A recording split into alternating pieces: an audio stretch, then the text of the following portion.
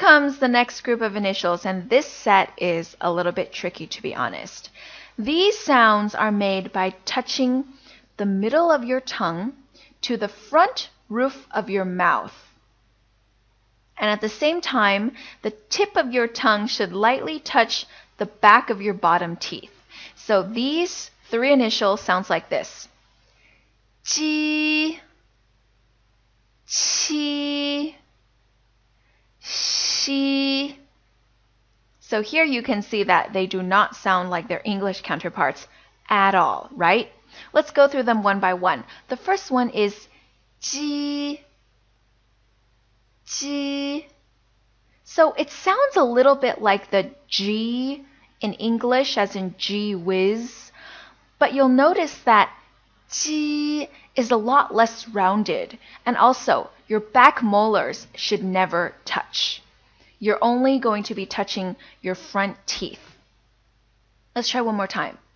Ji, ji. Good. Now this Q right here is kind of special. It makes the CH sound. So it's kind of like the ch in cheese. Chi. You can also think of it as like the chi in ciao, as in goodbye in Italian. Try saying it. Ciao. And stretch out that first sound. Ciao. That's essentially the sound you want to make. Chi. Chi. Very good. The last initial is she, and this sounds nothing like the way X sounds in English, so make sure you don't get confused. This actually kind of sounds like the word she in English, except again, most of the sound is coming from the front of your mouth. She. Do not touch your back molars together. Instead, you only want to touch your front teeth while blowing air out. Try it again. She. She. Okay, one more time for practice. All three of them together. Ji. Chi.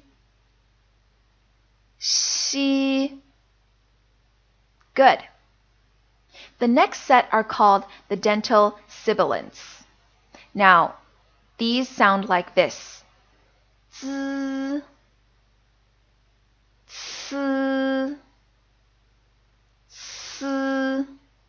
And they're made by touching your top and bottom front teeth together and then making kind of a hissing sound. So a lot of the sound is made by your teeth. Okay, let's look at the first one. Z.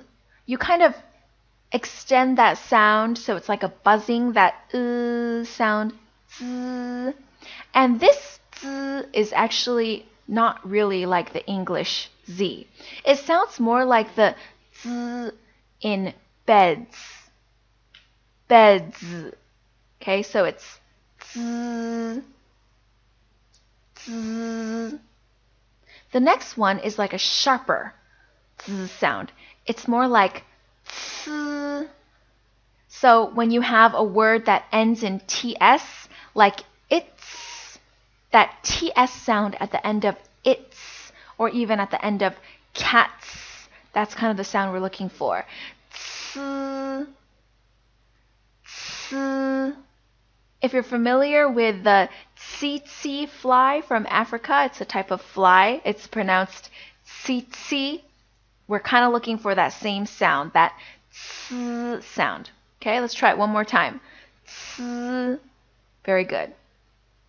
And the last sound is easy enough. It's just like the S sound in English, so it just sounds like the S in soon. S, s. The difference between these three initials is very subtle, so let's try saying them together one more time. Z, z,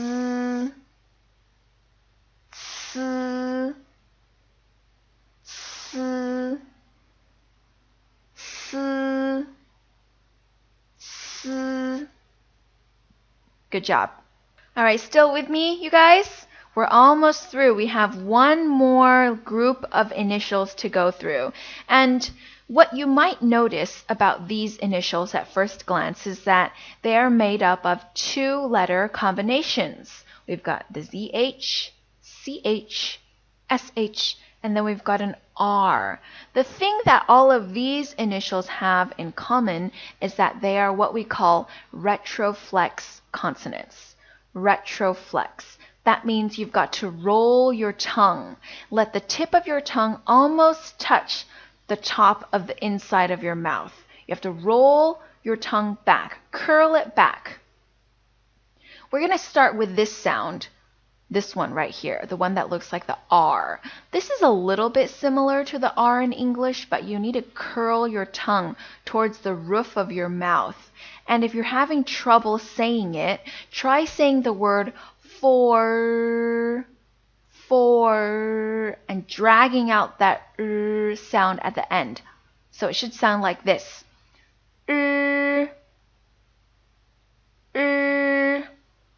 Try saying for first. For. See that?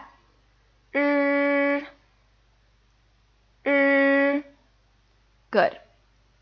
Now try to remember the shape of your tongue from pronouncing that sound, because you're going to use the same shape of your tongue for all of the following sounds. So the next one is ZH, and it makes this sound.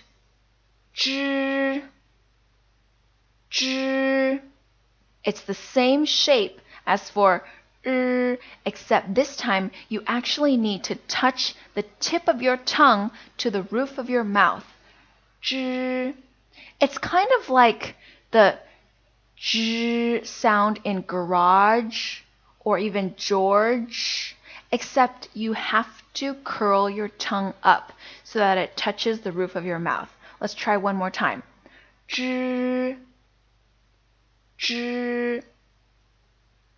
Okay, the next one is like a forceful It's ch.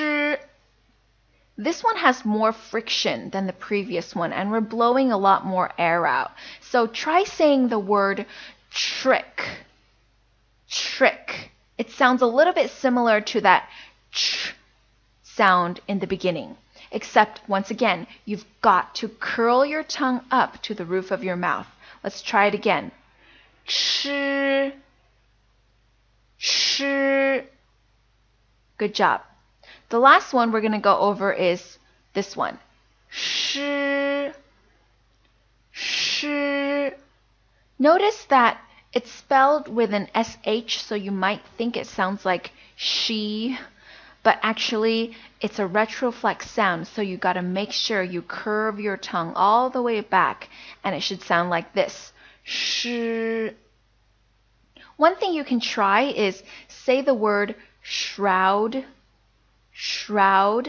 and draw out that first part of the word. Sh. Just like that. Now repeat after me. Sh.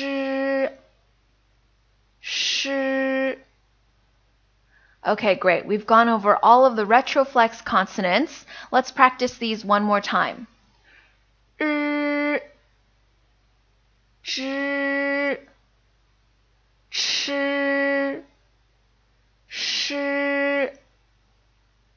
Very good. Now, these are kind of special sounds to Chinese, the retroflex consonants, so make sure you spend extra time practicing these. And we're actually done learning all of the initials in Mandarin Pinyin. And again, you can see the 21 initials here. Let's read them out loud one more time just for practice. Repeat after me. Bo, po, mo, fo, de, te, ne, le, ge, ke, he, ji, qi, xi, zi, ci, si, zhi, chi, shi, Good job. And that concludes our lesson about Mandarin initials. I know it was a lot to take in, but don't worry, you'll have a chance to do practice. In the next lesson, we're going to continue learning about the rest of the finals. And now that you've finished, please complete the practice questions at the bottom of this webpage to unlock the next lesson. I'll see you soon again on Pinyin in a Week.